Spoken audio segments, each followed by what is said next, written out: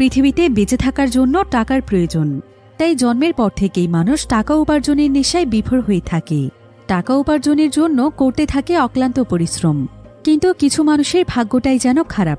তারা তাদের জীবনে হাজারো পরিশ্রম এবং কষ্ট করার পরেও কখনোই নিজের জীবনের সফলতার দ্বারপ্রান্তে পৌঁছতে পারে না। সারাটি জীবন তাদেরকে কষ্ট করেই যেতে হয়। জীবনের কাছে তারা হেরে যায় বারবার। আর এই হেরে যাওয়া মানুষেরাই একসময় টাকা উপার্জনের জন্য বেছে নেয় সহজ কিছু পথ, যেটা শেষ গন্তব্য সম্পর্কে তারা কেউ কল্পনাও করতে পারে না। এমনই কিছু হেরে যাওয়া মানুষেরাই টাকার জন্য অংশগ্রহণ করে ভয়ানক এক মরণ খেলায়, যেখানে তাদেরকে প্রতি মিনিটের জন্য দেয়া হয় কোটি কোটি টাকা। কিন্তু টাকা উপার্জন করা কি আসলেই এতটা সহজ? প্রথমে তাদের সবার কাছেই পুরো গেমটিকে অনেক সহজ মনে হলেও পরবর্তীতে এই গেম যে তাদেরকে কোন পর্যায়ে নিয়ে যায় সেটা আপনারা কল্পনাও করতে পারবেন না। একটা সাধারণ গেম কতটা টুইস্ট এবং থ্রিলারে ভরপুর হতে পারে সেটাই আমরা দেখব এই মুভিটিতে। তাহলে চলুন ঘুরে আসা যাক জীবন বাজি রাখা এক মরণ খেলা থেকে। তো গল্পটি শুরু হয় সাউথ কোরিয়ার একটি ব্যস্ততম শহরে, যেখানে আমরা জিনসু নামক একজন ছেলেকে দেখতে পাই। জিনসুকে দেখে অনেক বেশি ডিপ্রেসড মনে হচ্ছিল। আসলে জিনসুর আর্থিক অবস্থা ছিল অনেক বেশি খারাপ, আর বর্তমানে সে প্রচুর পরিমাণে ঋণ এবং লোনে ডুবে আছে, যার ফলে পাওনাদাররা এখন সবসময় তার পেছনেই পড়ে থাকে। তাই জিনসু প্রচণ্ড রকমের দুশ্চিন্তায় ছিল। সে বুঝতে পারছিল না যে কিভাবে সে তার পাওনাদারদের টাকা পরিশোধ করবে।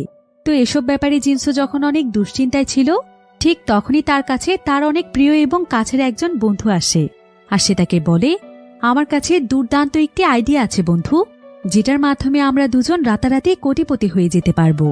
আসলে আমি একটি শপ খুঁজে পেয়েছি, যেটা সব সময় প্রচুর পরিমাণে কাস্টমার দিয়ে ভরপুর থাকে। আর সেই শপের মালিক বিপদে পড়ে শপটি বিক্রি করতে চাইছে, তাও আবার অনেক কম মূল্যে।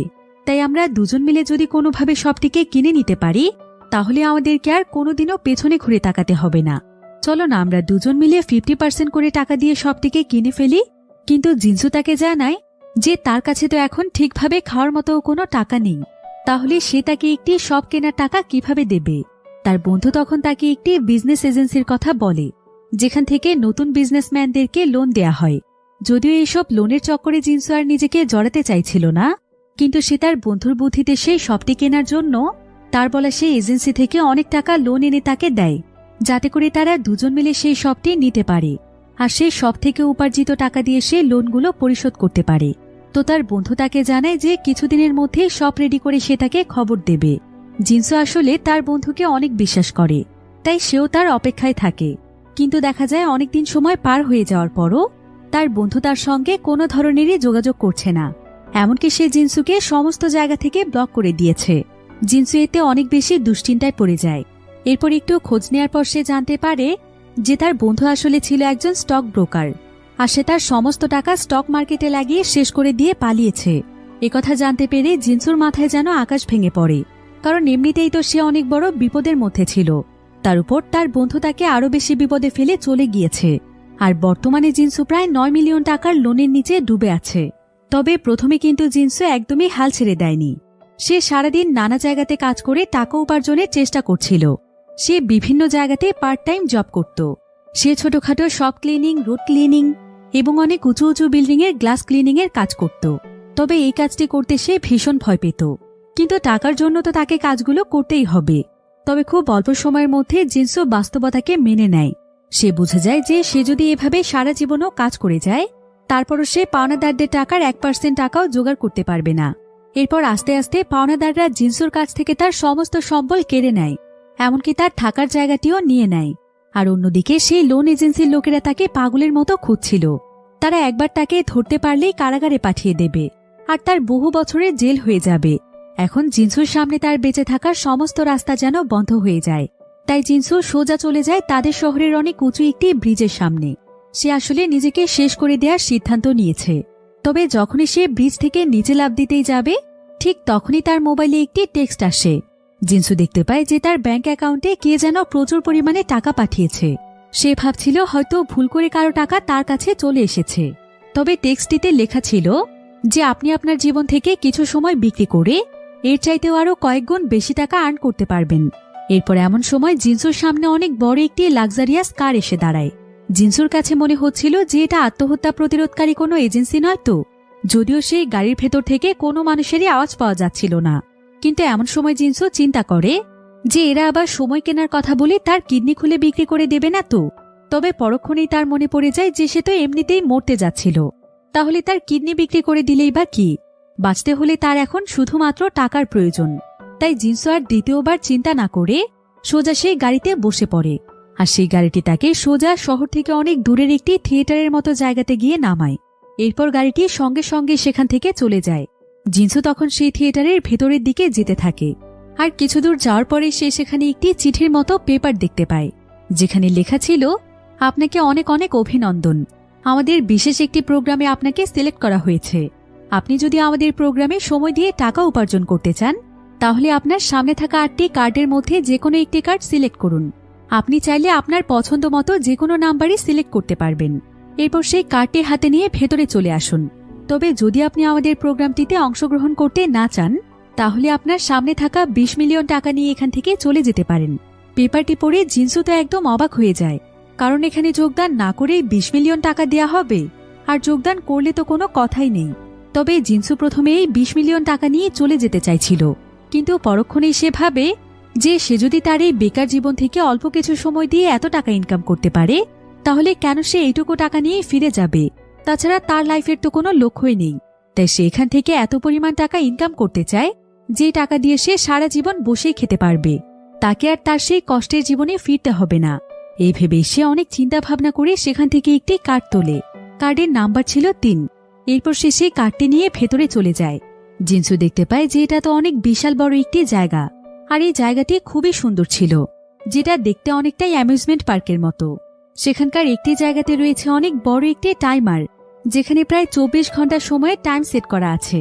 আর সামনেই রয়েছে বিশাল বড় একটি বিল্ডিং, যেখানে টোটাল 8টি ফ্লোর ছিল, আর প্রতিটি ফ্লোরে রয়েছে একটি করে রুম, এবং প্রত্যেকটি রুমের দরজার পাশেই রুমের নম্বর দেয়া আছে।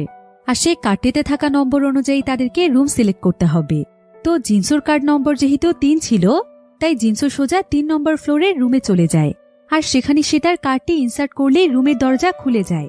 এরপর ভেতরে প্রবেশ করে সে দেখতে পায় যে এটা তো অনেক ছোট একটি ফাঁকা রুম, যেখানে কোনো কিছুই ছিল না।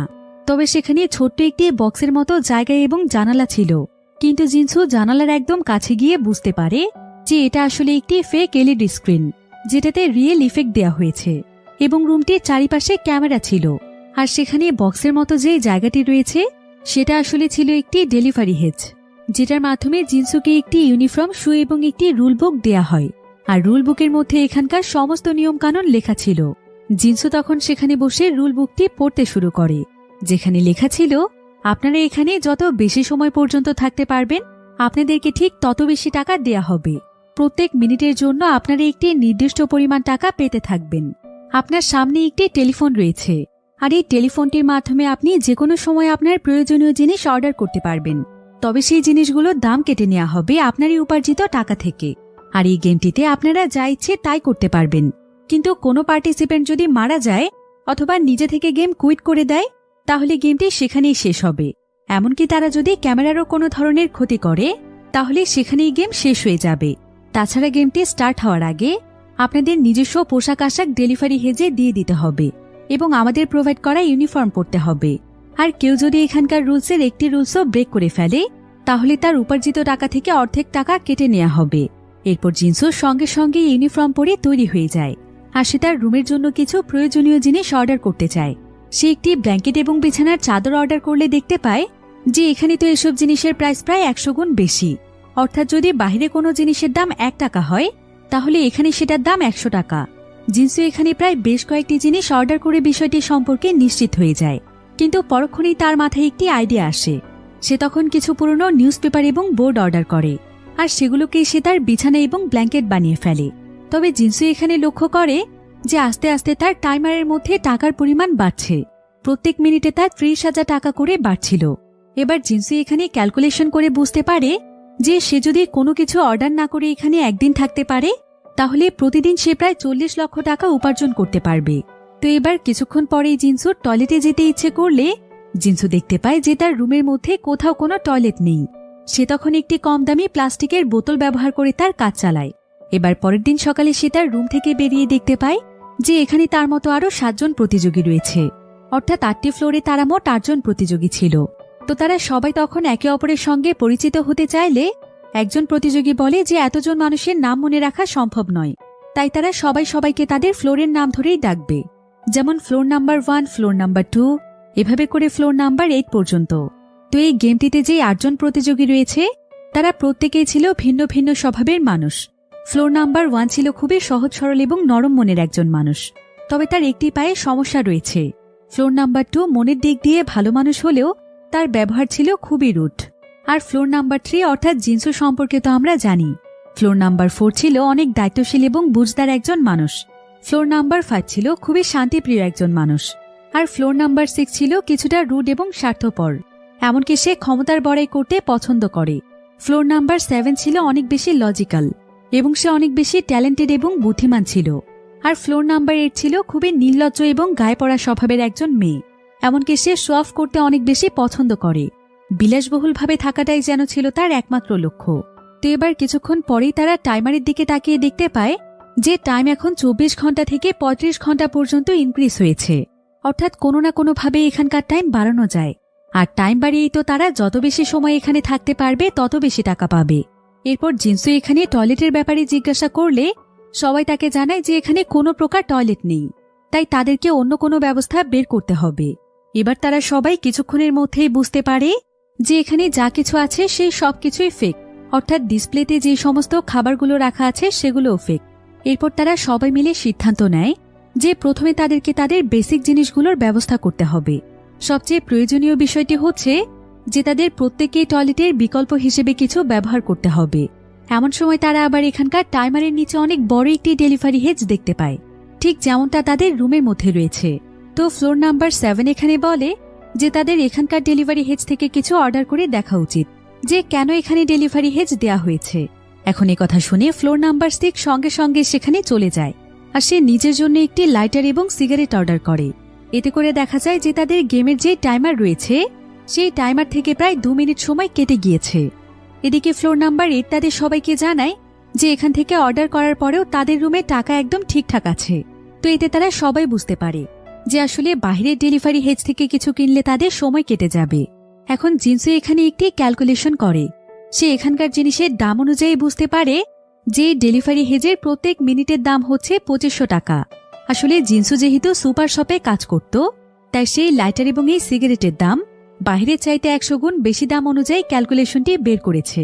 এখন তারা এই ডেলিভারি হেজ থেকে যত বেশি দামি জিনিস কিনবে তাদের গেম থেকে তত বেশি সময় কমবে। এবার ফ্লোর 7 তাদের সবাইকে বলে যে তারা যদি এই ডেলিভারি হেজ থেকে একের পর এক অর্ডার করে তাহলে কিন্তু তাদের গেমের সময় একদমই কমে আসবে, ফলে তারা খুব বেশি টাকা নিয়ে এখান থেকে যেতে পারবে না। তাই তাদেরকে প্রত্যেকটি বিষয় ক্যালকুলেশন করে করতে হবে। কেউ যেন নিজের ইচ্ছে মতো যে কোনো জিনিস অর্ডার করে না দেয়।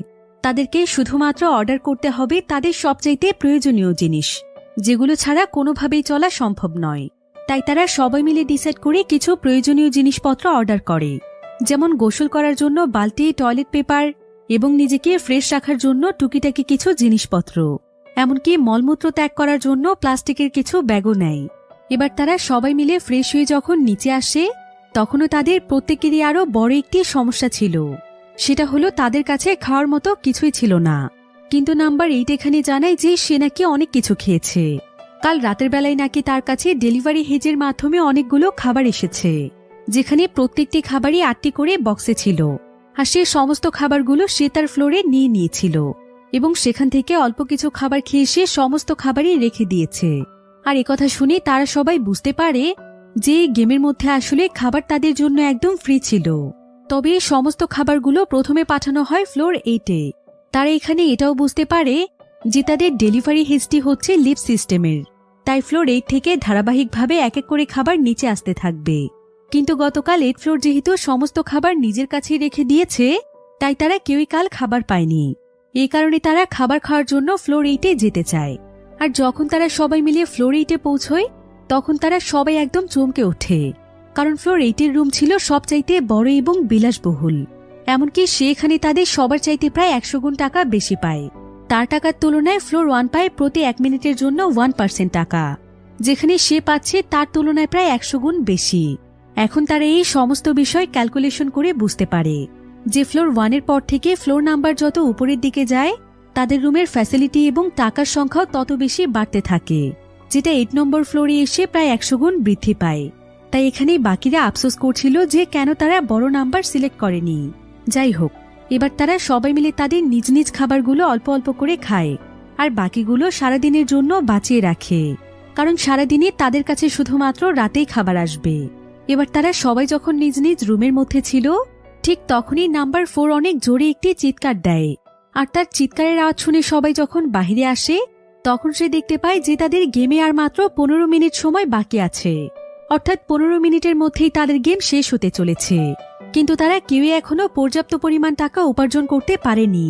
তবে যখন তারা এইভাবে টাইম কমে যাওয়ার কারণ খুঁজতে যায় তখন তারা দেখতে পায় নাম্বার 8 এখানকার ডেলিভারি হেজের মাধ্যমে অনেক কিছু অর্ডার করেছে, যেমন তার বিলাসবহুল জামা কাপড়, বিভিন্ন জুতো, কসমেটিক, জুয়েলারি, এসব কিছু অর্ডার করতে করতে সে সমস্ত টাইমে শেষ করে ফেলেছে, যার ফলে সবাই তার উপর প্রচণ্ড ক্ষিপ্ত হয়ে যায়। কিন্তু সে এখানে সবাইকে শান্ত হতে বলে আর বলে সে নাকি জানে যে কিভাবে এই টাইমকে বাড়ানো যায়।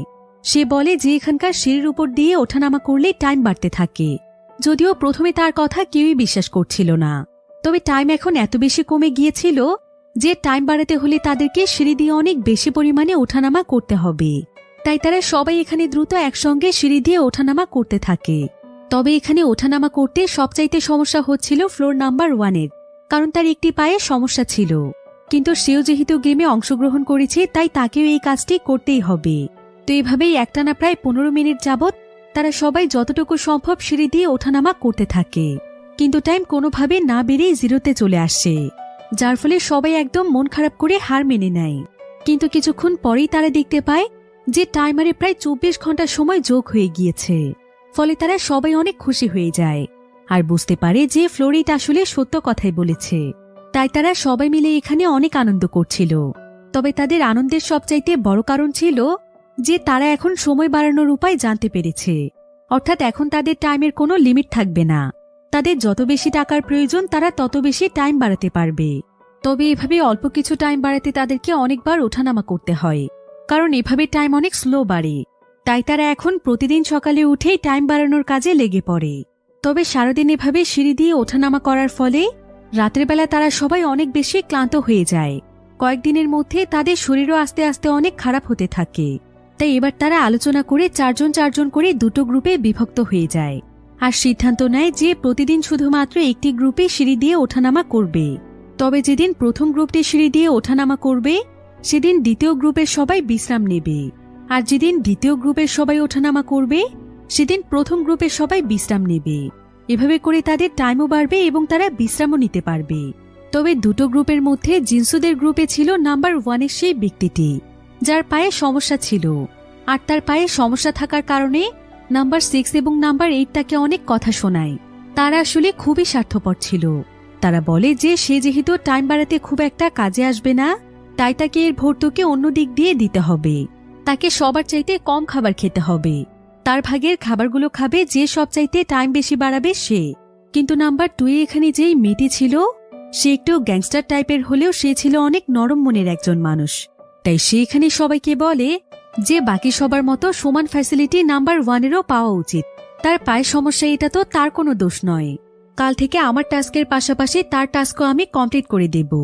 যদিও নাম্বার 1 এটা কোনোভাবেই তার উপর চাপিয়ে দিতে চাইছিল না, কিন্তু বাকিদের সঙ্গে সার্ভাইভ করতে হলে এছাড়া তার কাছে আর কোনো উপায়ও নেই।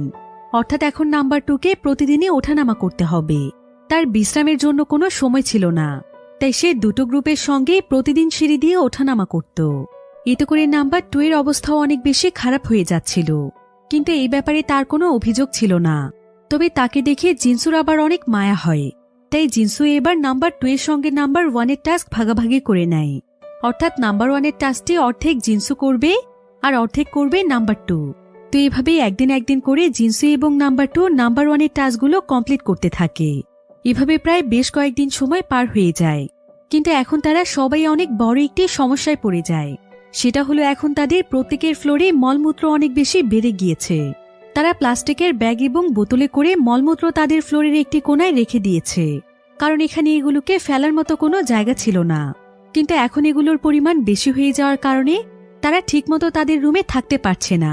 এখন এই বিষয়টি জানতে পেরে নাম্বার 1 তাদের সবাইকে বলে যে সে যেহেতু এখানে কোনো ধরনের কাজেই আসছে না, তাই সে চায় তাদের সবার ফ্লোরের ময়লাগুলো সে নিজের কাছে রাখবে। এতে অন্তত তার নিজেকে ছোট মনে হবে না, সেও এখানে তাদের জন্য কিছু একটা করতে পারবে। যদিও জিনসু এবং নাম্বার 2 এটা কোনোভাবেই চাইছিল না, কারণ তার ফ্লোর নাম্বার 1 হওয়ার কারণে তার রুমটি ছিল খুবই ছোট। কিন্তু নাম্বার 6 এবং নাম্বার 8 তাকে বলে যে সে নাকি এটারই যোগ্য, তাই তার উপর এত দয়া দেখানোর কিছুই নেই। এবার সকলের সিদ্ধান্ত অনুযায়ী তারা সবাই তাদের ফ্লোরে লিফটের মাধ্যমে সমস্ত ময়লা নাম্বার 1 এর ফ্লোরে পাঠিয়ে দেয়। তো এভাবেই যখন আরো বেশ কিছুদিন পার হয়ে যায়, তখন তারা সবাই একটি বিষয় লক্ষ্য করে, সেটা হলো আগের সিঁড়ি দিয়ে উঠলে তারা যতটুকু সময় পেত, এখন তার চাইতে দ্বিগুণ ওঠানামা করলেও তাদেরকে আগের মতো সময় দেয়া হতো না। অর্থাৎ অনেক বেশি পরিশ্রমের ফলে তারা খুবই সামান্য সময় পেত। আর এভাবে সময় বাড়ানো তাদের পক্ষে এখন অনেক কঠিন হয়ে পড়েছে। এরপর একদিন যখন তারা সিঁড়ি দিয়ে ওঠানামা করছিল, তখন অতিরিক্ত পরিশ্রমের কারণে হঠাৎ করেই নাম্বার 4 এর প্যানিক অ্যাটাক হয়ে যায়। তার অবস্থা অনেক বেশি খারাপ হয়ে গিয়েছিল, তাই সবাই মিলে তার ট্রিটমেন্টের জন্য তাকে তাড়াতাড়ি করে ডেলিভারি হেজের দিকে নিয়ে যাচ্ছিল, যাতে করে সেখান থেকে তারা মেডিসিন অর্ডার করতে পারে। কিন্তু এমন সময় তাদেরকে নাম্বার 6 এবং নাম্বার 8 বাধা দেয়। ফ্লোর 6 এখানে তাদেরকে বলে, আমি কোনোভাবেই তোমাদেরকে এখান থেকে কোনো কিছু অর্ডার করতে দেব না, কারণ এমনিতেই সময় অনেক কম আছে, আর এখান থেকে অর্ডার করলে সমস্ত সময় শেষ হয়ে যেতে পারে। ওকে তোমরা সবাই একটি কোণাতে ফেলে রাখো, ও তো আর মরে যাচ্ছে না। তখন ফ্লোর নাম্বার 5 তাকে বলে, তুমি এত স্বার্থপর কেন? একটা মানুষ এখানে মৃত্যুর কোলে ঢলে পড়ছে, আর তুমি কিনা আছো সময় নিয়ে। যদি এটা তোমার সঙ্গে হতো। কিন্তু এখানে কোনোভাবেই নাম্বার 6 বুঝতে চাইছিল না, তাই নাম্বার 2 এখানে তার উপর অনেক ক্ষিপ্ত হয়ে যায় আর বলে যে তুই আমাদের রাস্তা থেকে সরে দাঁড়া, তা না হলে মেরে তোর অবস্থা আমি খারাপ করে ফেলবো। নাম্বার 6 তখন তাকে বলে, আচ্ছা তুই আমাকে মারবি, তাহলে চল দেখে নেওয়া যাক যে কার শরীরে কত দম। এভাবেই তাদের দুজনের মধ্যে সেখানে প্রচুর পরিমাণে লড়াই শুরু হয়ে যায়। এখানে দেখা যায় নাম্বার 2 আসলে অনেক ভালো একজন ফাইটার। সে এখানে একাই নাম্বার 6 এর অবস্থা একদম খারাপ করে দিচ্ছিল। তবে নাম্বার 6 এরও অনেক শক্তি ছিল। এভাবেই যখন তাদের লড়াই অনেক গুরুতর পর্যায়ে পৌঁছে যায়, ঠিক তখনই নাম্বার 8 হাসতে থাকে আর তাদের সবাইকে বলে টাইমারের দিকে তাকাতে। টাইমারের দিকে তাকিয়ে সবাই একদম চমকে ওঠে, কারণ তারা সবাই দেখতে পায় যে তাদেরকে এখন প্রচুর পরিমাণে টাইম দেয়া হয়েছে। এতে তারা সবাই বুঝতে পারে যে এতদিন আসলে তাদেরকে শুধু সিঁড়িতে ওঠার জন্য টাইম দেয়া হয়নি, বরং এর পেছনে অন্য একটি কারণ রয়েছে। সেটা হলো তাদেরকে আসলে বাহির থেকে দর্শকেরা দেখছে, আর যখনই তারা তাদের বিভিন্ন কার্যকলাপ দিয়ে দর্শকদের মনোরঞ্জন করছে, অর্থাৎ তাদেরকে এন্টারটেনমেন্ট করতে পারছে, তখনই তাদের টাইম বাড়িয়ে দেওয়া হচ্ছে। তাই সিঁড়ি দিয়ে বারবার ওঠার পর যখন তারা বোর হয়ে যায়, তখন আর আগের মতো টাইম বাড়িয়ে দেয় না। আর এখন যখন নাম্বার 2 এবং নাম্বার 6 এর মধ্যে লড়াই হয়, তখন অডিয়েন্সরা এতে অনেক মজা পায়, তাই তাদেরকে এত বেশি পরিমাণে টাইম বাড়িয়ে দেয়া হয়।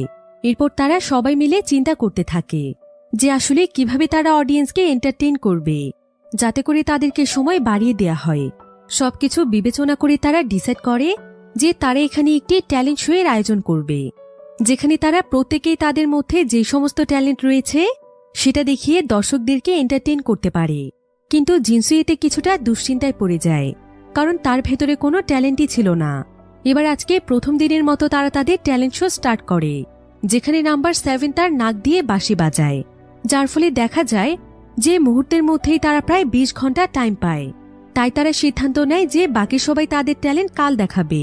তবে এখনো একটি বিষয় নিয়ে তাদের সবার কনফিউশন ছিল, সেটা হলো সবার প্রথমে এখন তাদেরকে ডিসাইড করতে হবে যে তারা আসলে কতদিন এখানে থাকতে চায় আর কত টাকা উপার্জন করতে চায়, কারণ তারা তো আর এখানে সারা জীবন থাকবে না। তারা এখান থেকে টাকা উপার্জন করে তাদের বাস্তব জীবনে কাজে লাগাবে। তাই তারা সবাই এই সিদ্ধান্ত ছেড়ে দেয় নাম্বার 1 এর উপর, কারণ নাম্বার 1 এখানে সবার চাইতে কম টাকা পায়। এবার নাম্বার 1 এখানে বলে যে তার আসলে $1 মিলিয়ন প্রয়োজন, যার মধ্যে $2.5 লাখ সে অলরেডি পেয়েছে, আর বাকি টাকা উপার্জনের জন্য তাদেরকে এখানে 76 দিন থাকতে হবে। এখন তার এই কথায় সবাই রাজি হয়ে যায়, কারণ এই 76 দিন থাকতে পারলে তাদেরও অনেক লাভ হবে। তবে এই 76 দিন ক্যালকুলেশন করলে অনেক বেশি সময় হয়। তাই তারা সবাই চিন্তায় পড়ে যায় যে তারা কি এমন ট্যালেন্ট শো করবে যেটার মাধ্যমে তারা এতগুলো ঘন্টা পাবে। এবার পরের দিন তাদের ট্যালেন্ট শো শুরু হলে নাম্বার 5 গিয়ে সেখানে এত সুন্দর একটি গান গায়, যেটার মাধ্যমে তারা 15 ঘন্টা পেয়ে যায়। আর নাম্বার 6 এবং 2 এখানে তাদের শক্তি দেখায়। তারা সেখানে তাদের হাত দিয়ে অনেক মজবুত টাইলস ভেঙে ফেলে। আর নাম্বার 2 তো এখানে তার পা দিয়ে অনেক মজবুত কিছু কাঠও ভেঙে ফেলে। তবে সে এখানে তার হাতে অনেক আঘাত পেয়েছিল, কিন্তু তার এই শক্তি প্রদর্শনে সে সেখানে 17 ঘন্টা সময় পায়। এবার নম্বর 4 সেখানে খুবই বাজেভাবে গান গাইছিল, যার ফলে সে মাত্র 4 ঘন্টা সময় পায়। তবে সেখান থেকে নামার সময় সে পিছলে পড়ে গেলে সঙ্গে সঙ্গেই তাকে আরো 5 ঘন্টা দেয়া হয়, কারণ এই ব্যাপারটিতে দর্শকরা হয়তো অনেক মজা পেয়েছিল। এবার আসে জিনসুর পালা। তবে জিনসু তো কোনো কিছু পারেই না, তাই সে এখানে নিজের ইচ্ছে মতো উল্টোপাল্টা ডান্স করছিল। এতে সবাই সেখানে তাকে নিয়ে অনেক মজা করে, কিন্তু তার এই উল্টোপাল্টা ডান্সে সে প্রায় 18 ঘন্টা সময় পায়। অর্থাৎ দর্শক তার এই ডান্স দেখে মজা পেয়েছে। এবার নাম্বার 1 এখানে একটি জোকার সেজে আসে, আর সে বিভিন্ন ছোটখাটো জিনিস দিয়ে এত সুন্দরভাবে পারফর্ম করে, যেটা দেখে দর্শকরা সহ সেখানে থাকা সবাই একদম অবাক হয়ে যায়, কারণ সে এখানে অবিশ্বাস্য কিছু সার্কাসও দেখায়। আর তার এই পারফরমেন্সের জন্য তাকে 30 ঘন্টা সময় দেয়া হয়। এবার যখন সবার শেষে নাম্বার 8 পালা আসে, তখন সে নির্লজ্জের মতো খুবই নোংরা কাজ করে। সে প্রথমে জিনসু এবং নাম্বার 7কে খারাপ প্রস্তাব দেয়, কিন্তু তারা দুজন রাজি না হলে সে নাম্বার 6কে নিয়ে সোজা তার রুমে চলে যায়। আর তার রুমের ক্যামেরার সামনে গিয়ে তারা দুজন খুবই নোংরা কাজ করে, কিন্তু এতে অডিয়েন্সরা অনেক বেশি এন্টারটেইন হয়েছিল, যার ফলে তারা দুজন এখানে প্রায় 69 ঘন্টা পেয়ে যায়। এবার পরের দিন নাম্বার 1 তাদের সবাইকে বলে যে তার রুমটি অনেক ছোট হওয়ার কারণে টয়লেটের ময়লা দিয়ে তার রুমটি ভরে গিয়েছে, তাই তার রুমের মধ্যে এখন থাকার মতো তেমন কোনো জায়গা নেই। ফলে তারা সবাই মিলে এখানে একটি ভোট করার সিদ্ধান্ত নেয় যে যার নাম্বারে বেশি ভোট পড়বে তারা সবাই তাদের টয়লেটের ময়লাগুলো তার রুমেই রাখবে। এবার রাতের বেলা দেখা যায় যে নাম্বার 6 বাদে বাকি সবাই মিলে আগে থেকেই প্ল্যান করছিল যে তারা সবাই ভোট করবে নাম্বার 8কে, কারণ নাম্বার 8-এর রুম ছিল সবচাইতে বড়। এবার ভোটের মাধ্যমে যখন নাম্বার 8-এর নাম আসে, তখন সে সঙ্গে সঙ্গেই মানা করে দেয় যে সে কারো টয়লেটের ময়লা তার কাছে রাখবে না। কিন্তু এতে তার উপর সবাই রেগে যায়, কারণ সে শুরু থেকেই এখানকার কোনো রুলসই মানছে না। ফলে তার সঙ্গে সবার কিছুটা ঝগড়া হয়ে গেলে সে তার ফ্লোরে গিয়ে দরজা বন্ধ করে দেয়। আর কয়েকদিন পার হয়ে গেলেও সে দরজা খোলে না। এমনকি তার রুমের মধ্যে প্রতিদিন যেই খাবার এবং পানি আসে সেগুলো সে নিজের কাছে রেখে দেয়, যার ফলে একটানা প্রায় কয়েকদিন না খেয়ে থাকায় সবাই একদম অসুস্থ হয়ে পড়ে। তারা হাজারবার নাম্বার 8কে ডাকার পরও কোনোভাবেই সে দরজা খোলে না। আর এখানে না খেয়ে থাকতে থাকতে নাম্বার 2 এর এতটাই খারাপ অবস্থা ছিল যে সে এই গেমটিকে কুইট করার জন্য এগিয়ে যাচ্ছিল।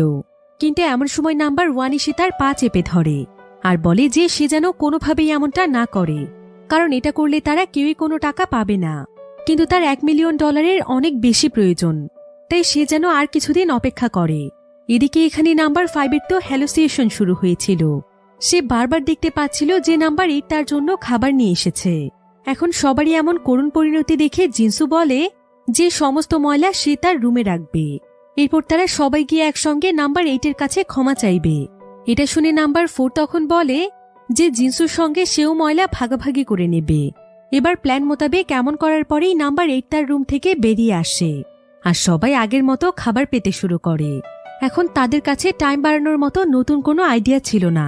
তবে নাম্বার 8 এখানে কিং গেম নামক একটি গেমের কথা বলে, যেখানে 1 থেকে 7 পর্যন্ত নাম্বারের বল থাকবে, আর শুধুমাত্র একটি বলে লেখা থাকবে কে, অর্থাৎ কিং।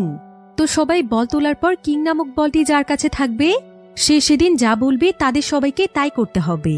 এবার গেম শুরু হলে নাম্বার 5 প্রথমে কে পায়, আর সে নাম্বার 6 এবং 7কে কিছুক্ষণ হাত ধরে থাকতে বলে, কারণ তারা দুজন একে অপরের শত্রু ছিল।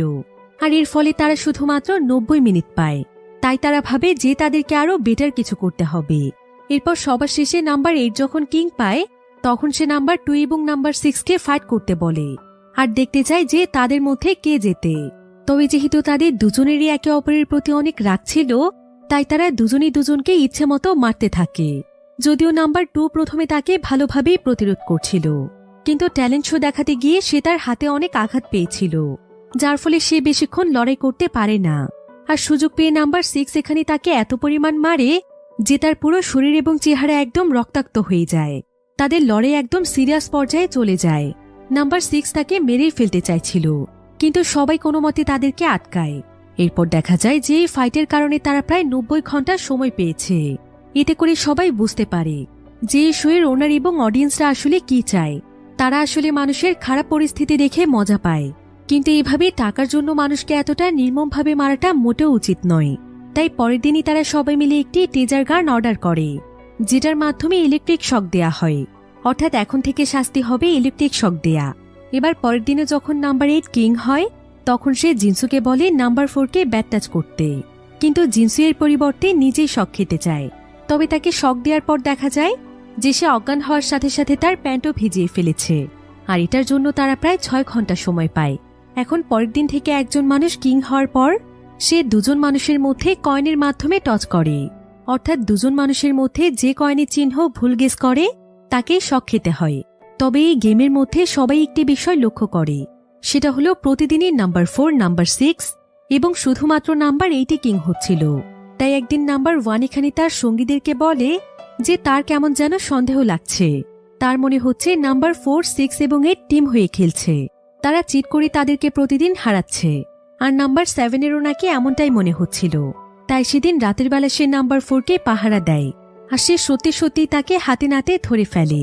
আসলে নাম্বার 4 কিং বলটিতে এক ধরনের আঠা লাগিয়ে দেয়। আর এই কাজটি সে করেছে নাম্বার 6 এবং নাম্বার 8-এর কথায়, যাতে করে তাকে ইলেকট্রিক শক না খেতে হয়। কারণ বলটিতে আঠা থাকায় তারা তিনজন সহজেই বলটিকে চিনতে পারত।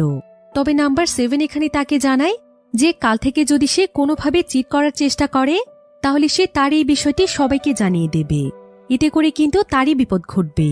তাই পরের দিন সে আর চিট করে না, যার ফলে পরের দিন কিং হয় নাম্বার 7। আর আজকে কয়েনের ভুল গেস করে নাম্বার 8। তাই নাম্বার 7 যখন তাকে শক দিতেই যাচ্ছিল, ঠিক তখনই নাম্বার 6 তাকে লাথি মেরে ফেলে দেয়। আর সেই উল্টো তাকে শক দিয়ে অজ্ঞান করে দেয়। কারণ নাম্বার 6 এবং নাম্বার 8 এখন মিলেছিল। তারা দুজন টিম হয়ে খেলছে। কারণ নাম্বার 8 তার রুমের সমস্ত ফ্যাসিলিটি নাম্বার 6 এর সঙ্গে শেয়ার করছিল। এবার নাম্বার 8 এখানে পরিষ্কারভাবে তাদের সবাইকে জানিয়ে দেয় যে সে নাম্বার 8 এবং নাম্বার 4 টিম হয়ে খেলছে। আর আজকের পর থেকে তারা তিনজন কোনো ধরনের কাজ করবে না। সবকিছু করতে হবে তাদের টিমের বাহিরের মানুষদেরকে। আর যদি তারা তাদের কথা না শোনে তাহলে তারা তাদেরকে শাস্তি দেবে, এমনকি যে কোনো সময় গেমটিকে কুইট করে দেবে। এবার নাম্বার 7-এর জ্ঞান ফিরে আসলে নাম্বার 8 তাকেও তাদের টিমে নিতে চায়। কারণ নাম্বার 7 ছিল অনেক বেশি ট্যালেন্টেড একজন মানুষ। এবার এখানে অনেক চিন্তা ভাবনা করে নাম্বার 7ও তাদের দলে চলে যায়। এখন তাদের পুরো টিমেই ছিল সবচাইতে পাওয়ারফুল মানুষেরা। আর জিনসু এবং তার টিমে ছিল সবচাইতে দুর্বল মানুষেরা। কিন্তু জিনসু এবং বাকি সবাই এই বিষয়টি যেন মানতেই পারছিল না। কারণ তারা নাম্বার 7কে অনেক ভালো একজন মানুষ ভেবেছিল। কিন্তু তারপরও জিনসু খুশি ছিল এটা ভেবে যে তার টিমে অন্তত সৎ এবং ভালো মনের মানুষেরা রয়েছে। এবার পরের দিন নাম্বার 8-এর টিমের সবাই জানায় যে আজ থেকে জিনসু এবং তার টিমের সবাইকে টাইম উপার্জন করতে হবে। আর এখন বেশি টাইম পাওয়ার জন্য তারা এই গেমটিকে আরো ইন্টারেস্টিং করতে চলেছে। সেটার জন্য তারা কিছু রুলসও বানিয়েছে। আর রুলস অনুযায়ী তাদের প্রত্যেকেই এখন প্রতিদিন আলাদা আলাদা ভাবে যে কোনো কিছু করে প্রায় 3 ঘন্টা সময় উপার্জন করতে হবে। আর 3 ঘন্টা সময় উপার্জন করতে পারলেই তাদেরকে 3টি করে কয়েন দেয়া হবে। কিন্তু কেউ যদি 1টি কয়েন পায় তাহলে তাকে শুধুমাত্র খাবার দেয়া হবে। আর যদি 2টো কয়েন পায় তাহলে তাকে শুধুমাত্র খাবার দেয়া হবে। আর কেউ যদি 3টে কয়েনই পায় তাহলে তাকে খাবার পানি দুটোই দেয়া হবে। এদিকে জিনসু এবং তার টিম যেহেতু অনেক দুর্বল ছিল, তাই তাদের এখন তাদের অর্ডার মানা ছাড়া আর কোনো উপায় নেই। এবার নাম্বার 7 এখানে তাদেরকে আরো জানায় যে তারা আরো একটি রুলস তৈরি করেছে। সেটা হলো এখন থেকে গেমের মধ্যে প্রতিদিন যে ফার্স্ট হবে তাকে ছেড়ে দেয়া হবে। আর যারা সেকেন্ড, থার্ড এবং ফোর্থ হবে তাদেরকে শাস্তি দেয়া হবে। তবে গেমের ব্যাপারে প্রথমে তাদেরকে জানানো হয় না। তাদের 4 জনকে বলা হয় নিজেদের শরীরের যে কোনো একটি করে অঙ্গ বাছাই করতে। এবার তারা যে যে অঙ্গ বাছাই করেছিল, নাম্বার 6 এখানে তাদের সেই সমস্ত অঙ্গ বেঁধে ফেলে। এবার তাদেরকে লুকিয়ে পড়তে বলে। তারা প্রত্যেকে অনেক কষ্ট করে বিভিন্ন জায়গাতে গিয়ে লুকোয়। কিন্তু নাম্বার 6 এখানে এক এক করে সবাইকে খুঁজে ফেলে। আর যখনই সে কাউকে পেয়ে যায় তখনই সে তার হাতের একটি লাঠি দিয়ে তাদেরকে প্রচন্ড মারে। বিশেষ করে নাম্বার 2কে। সে নাম্বার 2কে এত পরিমাণ মারে যে সে আবারও একদম রক্তাক্ত হয়ে যায়। এভাবে করতে করতে সর্বশেষ ধরা পড়ে জিনসু। তাই জিনসু হয় তাদের মধ্যে ফার্স্ট। এদিকে যেই 3 জন গেমটিতে হেরে গিয়েছিল তারা তাদের 3 জনের মুখে একটি টেপ দিয়ে বেঁধে ফেলে। আর জিনসু চোখ বেঁধে তার হাতে একটি লাঠি দিয়ে দেয় এবং বলে যে ঘুরে ঘুরে তাদের 3 জনের মধ্যে যে কোনো একজনকে হিট করতে। যদিও জিনসু তার হাত দিয়ে কাউকেই আঘাত করতে চাইছিল না, কিন্তু তারা এখানে তাকে ভয় দেখালে জিনসু কোনো কিছু বুঝতে না পেরেই বাড়ি দিয়ে দেয়। দেখা যায় নাম্বার 1 এতে প্রচন্ড আঘাত পেয়েছে। কিন্তু নাম্বার 1 তাকে বলে যে এখানে তার কোনো ভুল নেই, তারা প্রত্যেকেই পরিস্থিতির শিকার। এভাবেই তাদের অত্যাচারের মাত্রা অনেক বেশি বেড়ে যাচ্ছিল। তবে তাদের এই অদ্ভুত গেমের পরেই দেখা যায় যে তারা প্রায় 40 ঘন্টা সময় পেয়েছে। এবার গেমের ভেতরে আরও একটু টুইস্ট আনার জন্য নাম্বার 7 তাদের সবাইকে আরও একটি রুলস বলে। সেটা হলো তাদের 4 জনকে একটি দেয়ালের পেছনে গিয়ে যে কোনো একটি নাম্বার লিখতে হবে, আর এই নাম্বারের ব্যাপারে তারা কেউ কাউকে বলতে পারবে না। এরপর সেই নাম্বারগুলো যোগ করে যদি শুধুমাত্র 9 হয় তাহলে তাদের প্রত্যেককে 3টে করে কয়েন দেয়া হবে, আর যদি নম্বর 10-এর বেশি অথবা কম হয় তাহলে তাদের কাউকে কোনো কয়েন দেয়া হবে না। আর নম্বর কম হয়ে গেলে যতটুকু নম্বর আসে তাদেরকে ঠিক সেই কয়টাই কয়েন দেয়া হবে। এরপর তারা এক এক করে অনেক ভেবেচিন্তে সেখানে নাম্বার লেখে, আর সবশেষে নাম্বার যোগ করে দেখা যায় সেখানে 9-এর বদলে 7 আসে। তাই তাদের সবাইকে এখন 7টে কয়েন দেয়া হয়, যেটার মধ্যে জিনসু পায় শুধুমাত্র 1টি কয়েন, বাকিরা 2টো করে কয়েন পায়, কারণ তারা সবাই 2 লিখেছিল আর জিনসু লিখেছিল 1। তাই তারা 3 জন আজকে খাবার পেলেও জিনসু শুধুমাত্র পানি পায়। দেখতে দেখতে এভাবেই দিন কাটতে থাকে, আর প্রতিনিয়ত তাদের উপর টিমমেটের অত্যাচার বাড়তেই থাকে। যদিও নাম্বার 4 এবং নাম্বার 7 তাদেরকে কোনো কিছুই বলতো না, কিন্তু নাম্বার 6 এবং 8 তাদের উপর বেশি অত্যাচার করত। এক পর্যায়ে তাদের সবার ধৈর্যের বাঁধ ভেঙে যায়।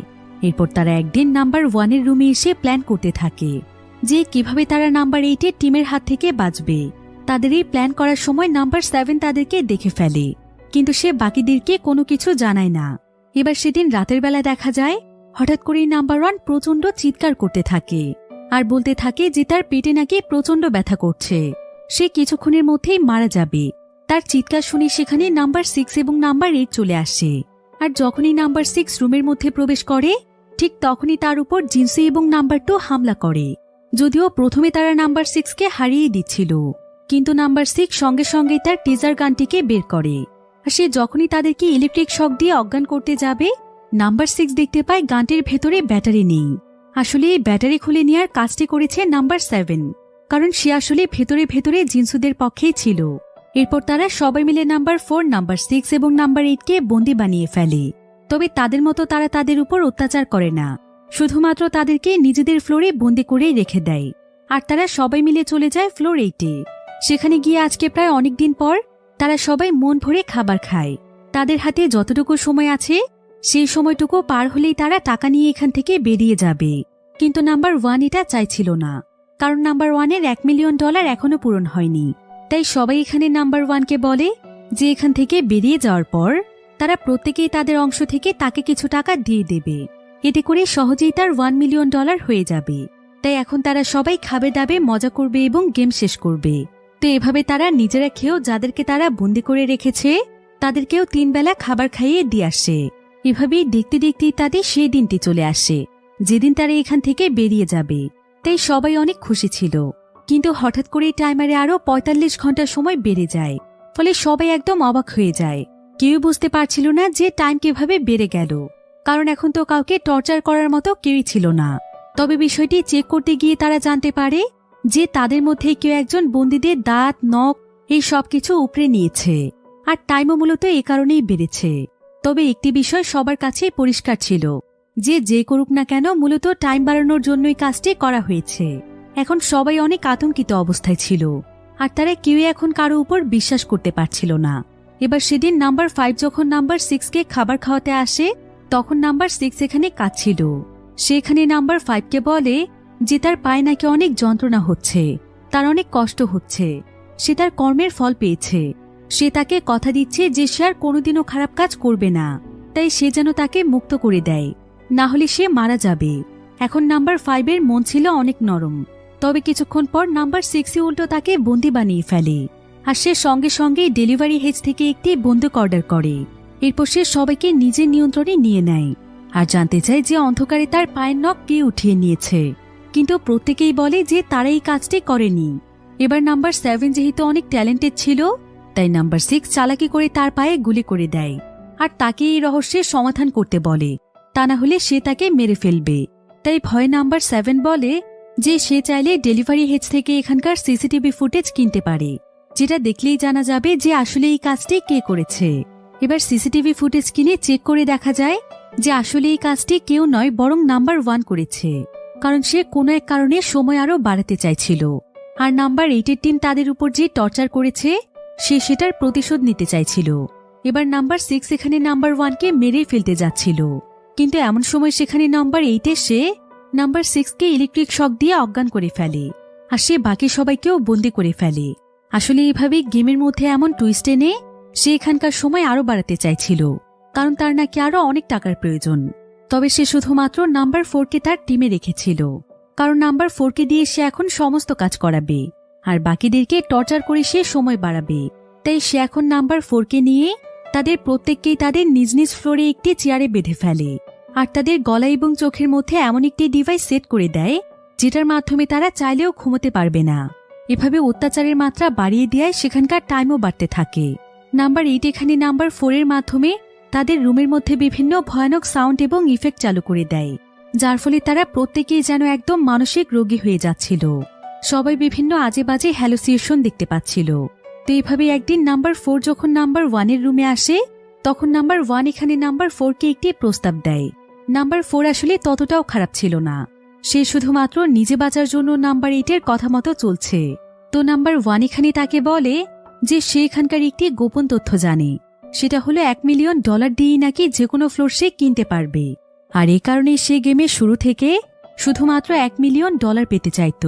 তাই সে যদি এখন তাকে মুক্ত করে দেয় তাহলে সে $1 মিলিয়ন দিয়ে নাম্বার 8-এর ফ্লোরটি কিনে নেবে। এরপর সে নাম্বার 8-এর ফ্লোরটি তাকে দিয়ে দেবে আর তার ফ্লোরটি নিয়ে নেবে সে। এতে করে সে তার সঙ্গে করে প্রচুর টাকা নিয়ে যেতে পারবে।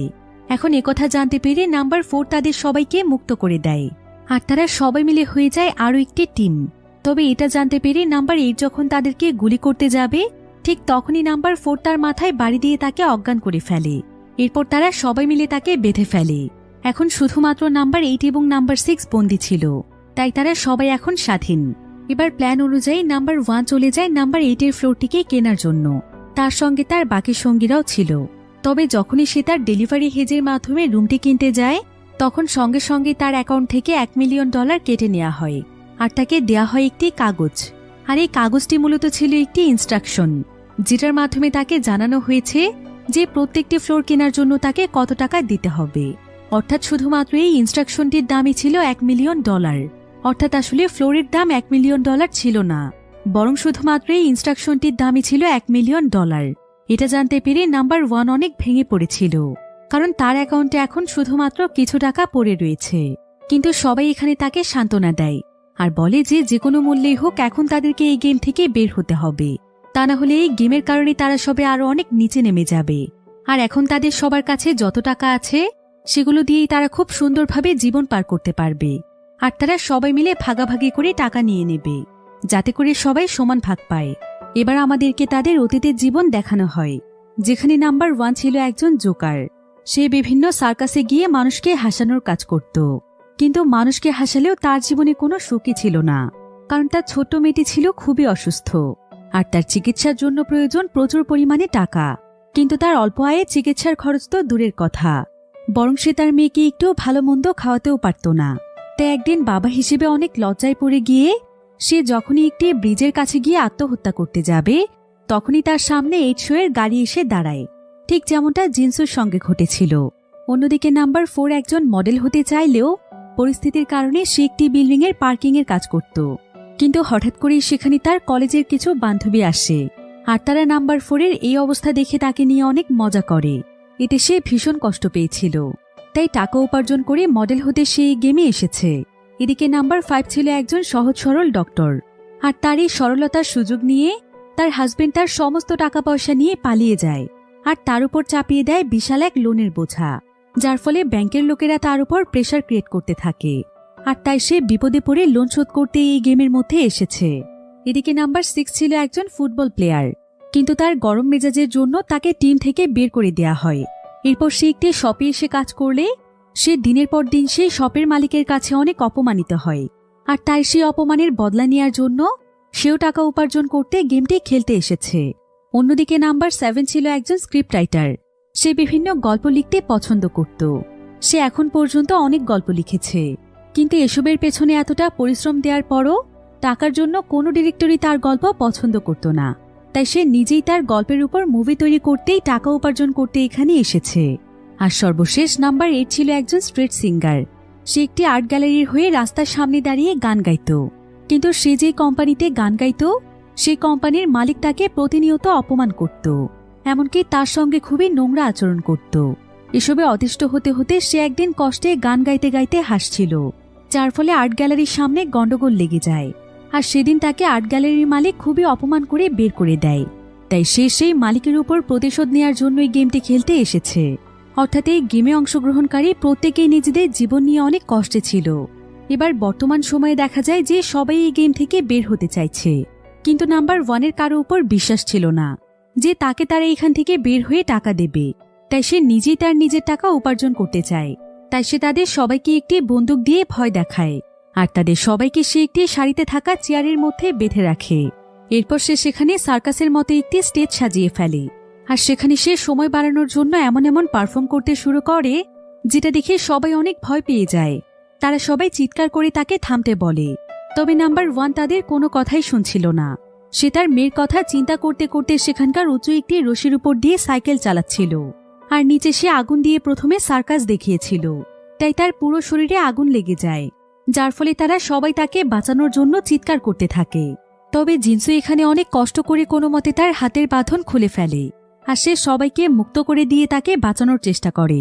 কিছুক্ষণের মধ্যেই তাদের দরজা খোলার সময় চলে এসেছিল, কিন্তু যখনই সময় ঘনিয়ে আসে তখনই দেখা যায় টাইমারে আরো 1500 ঘন্টা অ্যাড হয়ে যায়।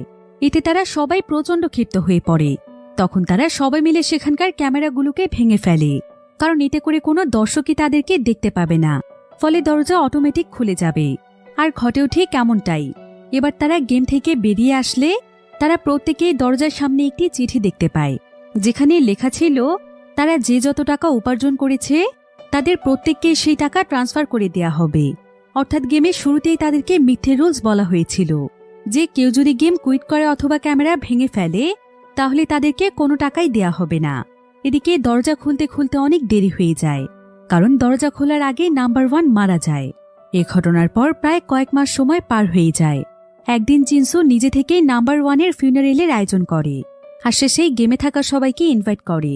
কিন্তু তার ইনভাইটে সবাই সেখানে আসলেও নাম্বার 6 এবং নাম্বার 8 আসে না, কারণ জানা যায় নাম্বার 8 সেই কোম্পানির মালিকের উপর প্রতিশোধ নেওয়ার জন্য অনেক বড় একটি নিউক্লিয়ার বোম কিনেছিল, আর সেটা দিয়ে সে সেই ব্যক্তির পুরো কোম্পানি একদম উড়িয়ে দিয়েছে। তাই এখন সে জেলে আছে। আর নাম্বার 6 তাদের জন্য ক্ষমা চেয়ে একটি চিঠি লিখেছে এবং জানিয়েছে যে সে নাকি এখন কোরিয়া ছেড়ে অনেক দূরে চলে গিয়েছে। আর বাকি সবাই মিলে টাকা দিয়ে নাম্বার 1-এর মেয়ে ট্রিটমেন্ট করিয়েছে এবং তাদের জীবনযাপনের জন্য তাদেরকে অনেক টাকা ডোনেট করেছে। আর তারা প্রত্যেকে যতগুলো টাকা পেয়েছে সেগুলো দিয়েই তারা সবাই মিলে এখন নতুনভাবে তাদের জীবন শুরু করেছে। এবার মুভির শেষ দৃশ্যে আমরা নাম্বার 7-কে দেখতে পাই, যে কিনা তাদের এই গেমিং শো নিয়ে একটি গল্প লিখেছে, আর তাদের সঙ্গে যা কিছু ঘটেছে সেটাই সে লিখেছে। এখন এই গল্পটি যখন একজন বড় ডিরেক্টরের হাতে এসে পড়ে তখন তার কাছে এই বিষয়টি খুবই ইন্টারেস্টিং মনে হয়। সে তো বুঝতেই পারছিল না যে এত ইউনিক গল্প তার মাথায় কিভাবে এলো। তাই সে নাম্বার 7-এর এই গল্পটি প্রচুর টাকা দিয়ে কিনে নেয় এবং এই গল্পের উপর তৈরি মুভির নাম দেয় দ্য 8 শো। আর এখানেই এই গল্পটি শেষ হয়ে যায়।